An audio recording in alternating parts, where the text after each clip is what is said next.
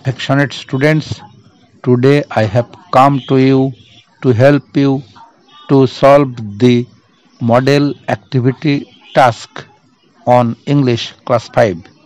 স্নেহ ছাত্রছাত্রীরা, আজকে আমি এসেছি তোমাদেরকে মডেল অ্যাক্টিভিটি টাস্ক পঞ্চম শ্রেণীর ইংরেজির যে প্রশ্ন দেওয়া রয়েছে তা সমাধানে তোমাদেরকে সাহায্য করার জন্য। Already you must have got it from your school. ইতিমধ্যে তোমরা নিশ্চয়ই তোমাদের স্কুল থেকে এটা পেয়ে গেছো। সো টেক ইট, সুতরাং এটা now and put in front of you, এবং তোমাদের সামনে রাখো। Before going to the task, কাজে যাওয়ার আগে, I have something to say you, তোমাদেরকে আমার কিছু বলার আছে। Listen to me with care what I say, মনোযোগ দিয়ে শোনো আমি কি বলি। There are 4 activities in this paper. এই পেপারে 4টে অ্যাক্টিভিটিস আছে। I shall help you to work out all of them one by one. আমি তোমাদেরকে সাহায্য করব সেগুলো সবই এক একে করবার। Before that, I shall read the text. তার আগে আমি বিষয়টা একটু পড়ব। Though, যদিও, many of you read it before, যদিও তোমরা অনেকেই এটা আগে পড়েছো। another talk, আরেকটা কথা, when I shall help you to do it, যখন আমি এগুলোকে করতে সাহায্য করব, do not copy it now, এটাকে টুকে নেবে না। learn it first, আগে এটা শেখো। then after my lesson, তারপর আমার পড়ার শেষে, you will sit, তোমরা বসবে, and do it yourself with care, এবং যত্ন সহকারে নিজে নিজে করবে। do not write it now. okay, now I am reading the text. ঠিক আছে, তাহলে টেক্সটটা পড়ি। Activity 1, Hunt, the team leader, দলনেতা হান্ট, সিলেক্টেড 2 টিমস, দুটো দলকে বেছে নিলেন, অফ ক্লাইম্বার্স, আরোহীদের। আবার পড়ছি, Hunt the team leader selected 2 teams of climbers, দলনেতা হান্ট দুটো আরোহী দলকে বেছে নিলেন। The first team included Tom Bourdillon and Charles Evans. The first team included, প্রথম দলের অন্তর্ভুক্ত ছিল টম বার্ডমিলান এবং Charles Evans. While Edmund Hillary and Tenzing Norgay, যখন এডমান্ড হিলারি এবং Tenzing Norgay made up the second team, গঠিত হয়েছিল দ্বিতীয় দলে। অর্থাৎ যখন প্রথম দলে ছিল হচ্ছে টম বার্ডিলান এবং চার্লস ইভান্স, তখন এডমান্ড হিলারি এবং তেনজিং নোরগেকে নিয়ে তৈরি হয়েছিল দ্বিতীয় দল।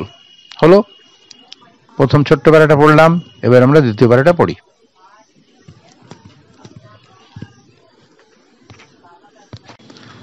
The first team left on May 26, 1953. প্রথম দলটা লেফট মানে হচ্ছে রওনা দিয়েছিল, ছেড়ে গিয়েছিল মানে রওনা দিয়েছিল 1953 সালের 26শে মে। টু রিচ, পৌঁছাতে, the summit of Mount Everest, Mount এভারেস্টের চূড়ায় বা শীর্ষে। সামিট হচ্ছে শীর্ষ বা চূড়া। আবার পড়ছি, দি first team left on May 26, 1953 to reach the summit of Mount Everest. প্রথম দলটা 1953 সালের 26শে মে রওনা দিয়েছিল মাউন্ট এভারেস্টের শীর্ষে পৌঁছাতে। The 2 men made it up. Make up হচ্ছে পূরণ করা, made it up পূরণ করেছিল, দুটো ব্যক্তি পূরণ করেছিল about 300 feet short, 300 ফুট কম দূরত্ব পর্যন্ত অব দি সামিট, শীর্ষের। অর্থাৎ প্রথম দুজন যারা রওনা দিয়েছিল 26শে মে, তারা শীর্ষ থেকে 300 মিটার কম দূরত্ব পর্যন্ত পৌঁছতে পেরেছিল। Still the highest any human being had yet reached, যে পর্যন্ত এখনো কোনো মানুষ পৌঁছতে পারেনি। অর্থাৎ 1953 সাল পর্যন্ত ওই দূরত্ব পর্যন্ত কেউই পৌঁছতে পারেনি। ঠিক আছে। দে ওয়ার ফোর্সড, তারা বাধ্য হয়েছিল, টু টার্ন ব্যাক, ফিরে আসতে, after they encountered by bad weather, তারা খারাপ আবহাওয়া দ্বারা আক্রান্ত হওয়ার জন্য। আবার বলছি they were forced to turn back after they encountered bad weather, তারা বাধ্য হয়েছিল ফিরে আসতে খারাপ ওয়েদার অর্থাৎ খারাপ আবহাওয়ার জন্য তারা আক্রান্ত হওয়ার জন্য ফিরে আসতে বাধ্য হয়েছিল। ঠিক আছে, এবারে আমরা অ্যাক্টিভিটি টাস্কের প্রশ্নগুলো একে একে পড়ব। At first, let us see what is written on the top. প্রথমে এসো আমরা দেখি উপরে কি লেখা আছে।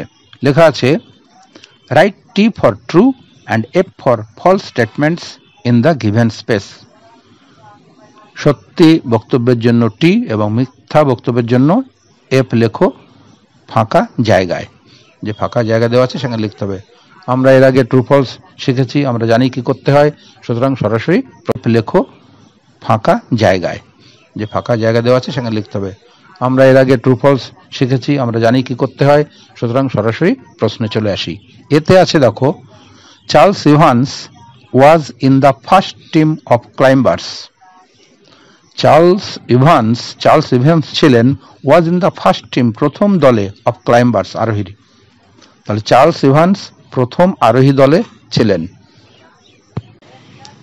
আমরা যদি প্রথম ছোট্ট প্যারাটা পড়ি তাহলে দেখো ওখানে লেখা আছে Tom Bourdillon and Charles Evans, এরা কিসে ছিল? ওই যে ফার্স্ট টিম ইনক্লুডেড আছে না, প্রথম লাইনের শেষের দিকে দেখো the first team included Tom Bourdillon and Charles Evans, তাহলে এর প্রথম দলেই ছিল।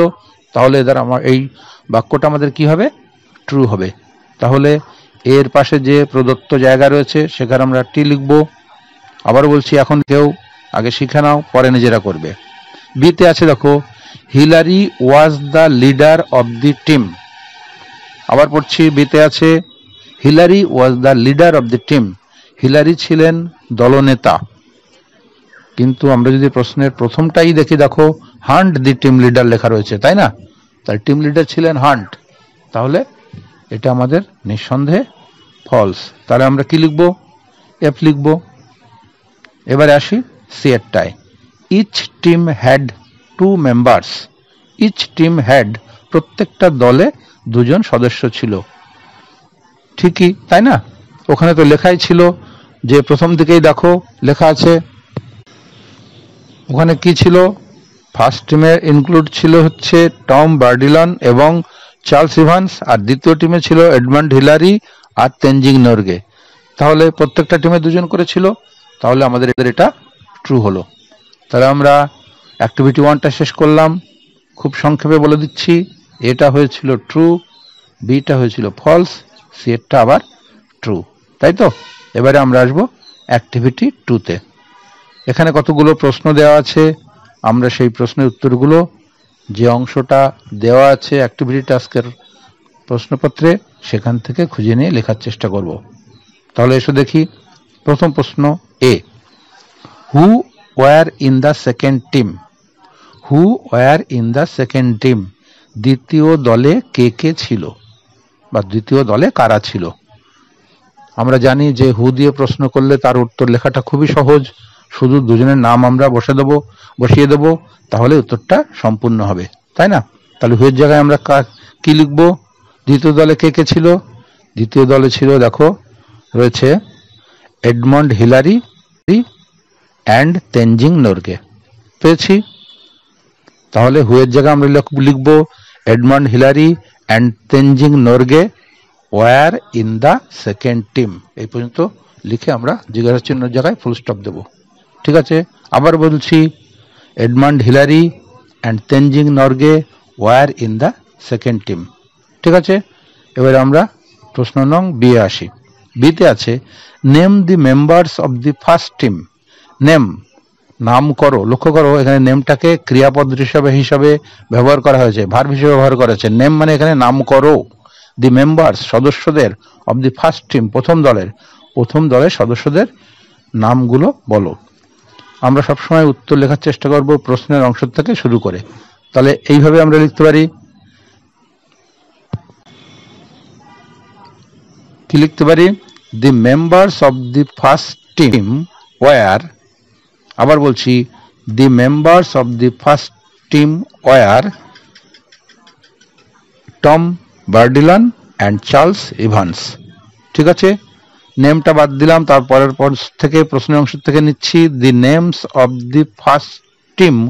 এবার আমি লিখেছি ওয়ার, নিজে লিখেছি, আর বইয়ের থেকে নিলাম টম বার্ডিলন অ্যান্ড চার্লস ইভান্স। ঠিক আছে, তাহলে দ্বিতীয় উত্তরটাও আমাদের হলো। এবারে আমরা দেখব সিতে কি আছে। সি এর প্রশ্নে আছে by what distance did the first team fall short of the summit. আবার বলছি, বাই হোয়াট ডিস্টেন্স, কতটা দূরত্ব দ্বারা বা কতটা দূরত্ব, ডিড দ্য ফার্স্ট টিম ফল, প্রথম দলটা, ফল মানে ব্যর্থ হয়েছিল বা পিছিয়ে ছিল, শর্ট অফ দি সামিট, শীর্ষ থেকে কতটা দূর থেকে সেই প্রথম দলটা পিছিয়ে আসতে বাধ্য হয়েছিল, তাই না? ফল হচ্ছে ব্যর্থ হওয়া বা এখানে ফিরে আসাও বলতে পারো। কতটা দূর থেকে, শীর্ষ থেকে। এর উত্তরটা আমরা শুরু করব ওই ডিডের পরের থেকে শুরু করো। দেখো কি আছে, দি ফার্স্ট টিম ফল, ফলের জায়গায় আমরা কি লিখব, ফেল লিখব। যেহেতু ডিড দিয়ে প্রশ্ন করেছে, আমার পাস্ট টেন্সের প্রশ্ন উত্তর লিখতে হবে, সেই জন্য ফলের জায়গায় করব ফেল। তাহলে আমাদের উত্তরটা হবে the first team fell 300 feet short of the summit. হলো, আবার বলছি, দি ফার্স্ট টিম ফেল, ফেলের পরে আমরা লিখছি শুধু 300 ফিট, যেটা বইতে রয়েছে, তাই না, বা আমাদের প্রশ্নপত্রে রয়েছে। শুধু ফেলের পরে আমরা লিখব 300 ফিট, তারপরে যা আছে তাই, শর্ট অফ দি সামিট। আরেকবার রিপিট করছি, 3 নম্বরে সি এর উত্তর, the first team fell 300 feet short of the activity 3। কি আছে এখানে, fill in the blanks with personal pronoun. শূন্যস্থান পূরণ করো পার্সোনাল প্রোনাউন দিয়ে। পার্সোনাল প্রোনাউন হচ্ছে ব্যক্তিবাচক সর্বনাম। সর্বনাম কোনগুলো আমরা জানি, যে নাউনের পরিবর্তে যে ওয়ার্ড ব্যবহার করা হয় তাকেই বলা হয় প্রোনাউন, বাংলায় সর্বনাম, তাই না? The word which is used in place of noun or instead of noun, in lieu of noun is called pronoun, তাই না? নাউনের পরিবর্তে যে ওয়ার্ড ব্যবহার করা হয় তাকেই প্রোনাউন বলা হয়। যেমন কি he, she, they, it, I, we, you, এগুলো, তাই না? তাহলে আমরা এই ব্যক্তিবাচক প্রোনাউন দিয়ে শূন্যস্থান পূরণ করার চেষ্টা করব। সরাসরি প্রশ্ন চলে আসি। দেখো এতে আছে Rina is fond of plants. Rina is fond of plants, Rina গাছপালা পছন্দ করে। Dash waters them everyday. Dash waters, water হচ্ছে এখানে ভার্ব হিসেবে ব্যবহার করা হয়েছে। ড্যাশ জল দেয় সেগুলোকে প্রতিদিন। তাহলে রিনার পরিবর্তে কি লিখবো আমি এখানে, রিনা যেহেতু মেয়ে আমরা শি ব্যবহার করব, তাই না? এখানে যদি রিনার জায়গায় যদি রাম হতো আমি হি ব্যবহার করতাম। তাহলে আমাদের প্রথম উত্তরটা হয়ে গেল শি ওয়াটার্স দেম এভরিডে। রিনার পরিবর্তে এখানে শি ব্যবহার করা হবে। ঠিক আছে, নাম্বার বি দেখো, রেখা, Asha and Mina are 3 sisters. রেখা, আশা এবং মিনা 3 বোন। Dash go to school together. Dash go to school together. তাহলে যেহেতু এখানে 3 জন আছে, আমরা হি, শি কোনোটাই ব্যবহার করতে পারবো না। আমরা কি ব্যবহার করব, হ্যাঁ ঠিকই অনুমান করেছো, এখানে হবে দে। কি লিখবো, দে গো টু স্কুল টুগেদার। তাহলে আমাদের দ্বিতীয় উত্তরটা হলো দে গো টু স্কুল টুগেদার। ওই রেখা, আশা, মিনার পরিবর্তে দে হবে। সিতে আছে Digha is a famous tourist spot.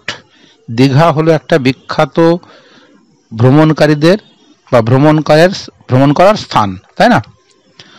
এখানে কি হবে, dash is a beautiful place. এখানে কিন্তু কি লিখবো আমি, দীঘা যেহেতু ছেলেও নয় মেয়েও নয়, এখানে আমরা ব্যবহার করব ইট। তাহলে এটা কি হলো, ইট ইজ এ বিউটিফুল প্লেস, এটা একটা সুন্দর জায়গা। তাহলে 3 নম্বর অ্যাক্টিভিটিটা খুব তাড়াতাড়ি একবার বলে দিই। ইজ ফন্ড অফ প্ল্যান্টস, উত্তরে লিখেছিলাম কি, শি ওয়াটার্স দেম এভরিডে, শূন্যস্থানে শি। তারপরে বিতে ছিল Rekha, Asha and Mina are 3 sisters, শূন্যস্থানে বসিয়েছিলাম they go to school together. সিতে Digha is a famous tourist spot, it is a beautiful place. ঠিক আছে, এবারে আমরা আসি অ্যাক্টিভিটি 4। অ্যাক্টিভিটি 4 কি আছে? Write 4 sentences on a clear night sky. 4টে বাক্য লেখো একটা পরিষ্কার রাতের আকাশের উপরে। পরিষ্কার একটা রাতের আকাশ, এর উপরে নির্ভর করে তোমাকে 4টে বাক্য লিখতে হবে। ঠিক আছে, তাহলে আমরা দেখি কি কি লেখা যেতে পারে। খুব সহজ ভাষায় আমরা বলার চেষ্টা করি। দেখো দেখি, যদি আমরা এরকম লিখি কেমন মনে হয়? We like a clear night sky. We like আমরা পছন্দ করি এ ক্লিয়ার নাইট স্কাই, একটা পরিষ্কার রাতের আকাশ। প্রথম বাক্যটা কি বললাম? We like a clear night sky. দ্বিতীয় বাক্যটা এরকম লিখব, yesterday was such a night. Yesterday was such a night, অথবা such a night was yesterday, গতকাল ছিল এমনই একটা রাত। ঠিক আছে, 3 নম্বর বাক্য এরকম লিখি যদি, the moon was shining brightly. The moon was shining brightly, চাঁদ উজ্জ্বলভাবে কিরণ দিচ্ছিল। 4 নম্বর বাক্য এরকম লিখব, কাউন্টলেস স্টার্স। কাউন্টলেস হচ্ছে কাউন্ট, গোনা, এখানে অগণিত বা অসংখ্য। কাউন্টলেস স্টার্স ওয়ার টুইঙ্কলিং, অসংখ্য তারা মিটমিট করে জ্বলছিল। তাই না? এখানে আমাদের হাত পা বেঁধে দেওয়া হয়েছে, বেশি লেখার উপায় নেই, কিন্তু আমরা যেহেতু পঞ্চম শ্রেণীতে পড়ি আমাদের কিন্তু আরো বেশি করে শিখতে হবে। তাই যারা আরো একটু বেশি লিখতে চাও, জানতে চাও, তাদের জন্য আরো 2-1টা বাক্য বলি। যেমন ধরো, the milky way made me glad. Milky way ছায়াপথ, তাই না? বা আকাশগঙ্গা। মিল্কি ওয়ে না দিয়ে তুমি গ্যালাক্সি দিতে পারো, তাই না? নক্ষত্রমণ্ডলী, the galaxy made me glad. নক্ষত্রমণ্ডলী বা ছায়াপথ আমাকে মুগ্ধ করেছিল। I was staring at the sky. STARE, stare মানে এক দৃষ্টিতে তাকিয়ে থাকা, তাহলে I was staring at the sky, আমি আকাশের দিকে এক দৃষ্টিতে তাকিয়েছিলাম। I never felt such beauty of the night sky. I never felt, আমি কখনো অনুভব করিনি, সাচ বিউটি, এমন সৌন্দর্য, অফ দি নাইট স্কাই, রাতের আকাশের এমন সৌন্দর্য আমি কখনোই অনুভব করিনি। এইভাবে আমরা লিখতেই পারি। তাহলে আমাদের এই পঞ্চম শ্রেণীর যে ইংরেজির অ্যাক্টিভিটি টাস্কটা দেওয়া ছিল তার সমাধান করতে আমরা চেষ্টা করলাম। এবারে তোমরা নিজেরা সময় করে বসবে, সুন্দর করে লিখবে, আর সবসময় চেষ্টা করবে নিজে করতে, নিজে শিখতে, তাহলে আর